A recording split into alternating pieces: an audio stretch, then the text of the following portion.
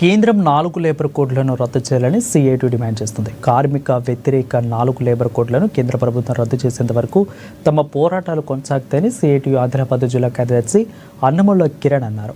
ఈ నెల 7-8 తేదీల్లో మెదక్లో నిర్వహించనున్న సిఐటి రాష్ట్ర మహాసభల వాల్ పోస్టును శుక్రవారం ఆయన ఆదిలాబాద్లోని సంగమ కార్యాలయంలో నాయకులతో కలిసి ఆవిష్కరించారు.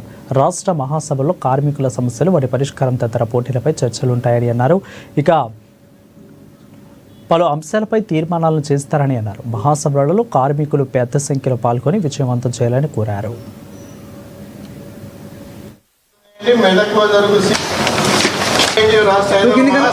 కార్మిక పోరాటాల సారథి, ఐక్య పోరాటాల వారధి centre of Indian trade unions CITU Telangana రాష్ట్ర 5వ మహాసభలు డిసెంబర్ 7, 8, 9 తేదీలలో మెదక్ పట్టణంలో జరగబోతా ఉన్నాయి.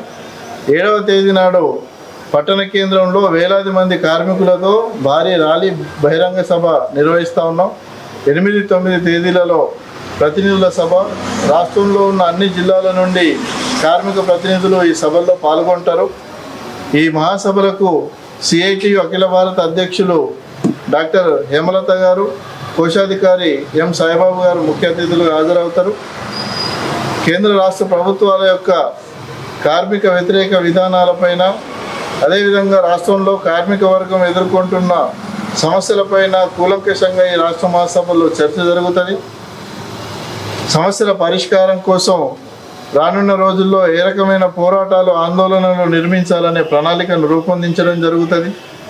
ముఖ్యంగా కేంద్ర ప్రభుత్వం బ్రిటిష్ కాలంలోనే కార్మిక వర్గం హక్కులు ఏవైతే సాధించుకున్నాయో, పోరాటాలు, త్యాగాలు చేసి వాటన్నింటినీ 4 లేబర్ కోడ్ల రూపంలో పూర్తిగా నిర్వీర్యం చేస్తూ తీసుకొచ్చింది. ఈ లేబర్ కోడ్ల రద్దు కోసం భారత కార్మిక వర్గం ఇప్పటికీ కనీస వేతనాలు, ఉద్యోగ భద్రత, పిఎఫ్, ఈఎస్ఐ, గ్రాట్యుటీ, పెన్షన్ లాంటి సౌకర్యాలకు దూరంగా ఉన్నది. ఈ హక్కుల సాధన కోసం రానున్న రోజుల్లో ఆందోళనలు, పోరాటాల రూపకల్పనకు ఈ మహాసభలు జరగబోతూ ఉన్నాయి. కాబట్టి తెలంగాణలోని రాష్ట్ర కార్మిక వర్గం మొత్తం ఈ మహాసభల్లో పెద్ద సంఖ్యలో హాజరై జయప్రదం చేయాలని సిఐటి ఆదిలాబాద్ జిల్లా కమిటీగా పిలుపునిస్తా ఉన్నాం. కార్మిక